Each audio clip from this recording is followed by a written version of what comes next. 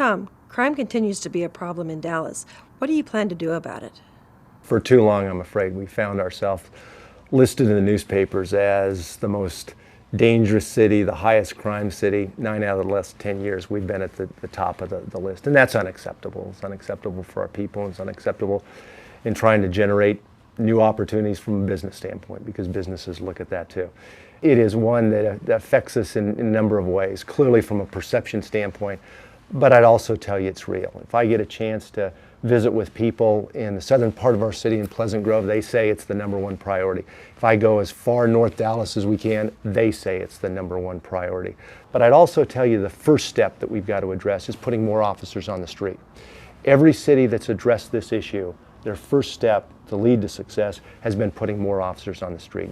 I recently had lunch with 2 beat officers, not the hierarchy of the Dallas Police Department, but 2 beat officers on the street. First thing they said to me is we need more police officers. I also was with 5 pastors in South Dallas recently, and all 5 of them had been robbed in the last 2 months, some of them multiple times, and the response rate had been 2 hours from the police. We need more police officers on the street. It's very critical here. This is an issue that hasn't come up in the last 3 months during a mayoral campaign. This has been here for 2 decades. And the simple truth is we've never been able to take our citizens' priorities, which they say is their #1 priorities, and match it with our actions at City Hall. Putting police officers on the street is a good example of that. For instance, back in 1988, we established a goal that we were going to put 3 officers per 1,000 of population on the street. We've never come close to that. We're sitting at 2.4 today, and some people are excited that we may be at 2.5.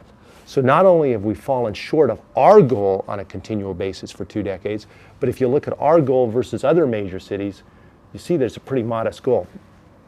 For instance, in Chicago, it's over 4.5.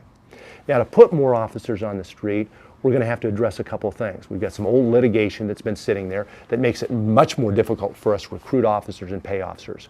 We've got to settle that. We've got to get it behind us. We've got to equip officers in the proper way, which we haven't done in the past. If we do those things, then we're going to be able to recruit effectively. And I'd also tell you that there's some people that are throwing around fancy words like, special crime districts and those sorts of things as ways to fund the officers. That's just a fancy way to say we're going to tax you. Now, we can go ahead and tax on this problem, and then there's another problem come up, and we'll have another tax on that, and another problem we'll tax it. We can't do that. The elected officials ought to be expected to take the resources that we have to make sure that we evolve and change the priorities, and that we put our monies where the priorities are, where the citizens say that they are. Now, just like any family or any business, those priorities are going to change over time, and we're going to be required to be much more effective in the way that we do things, to be much more productive.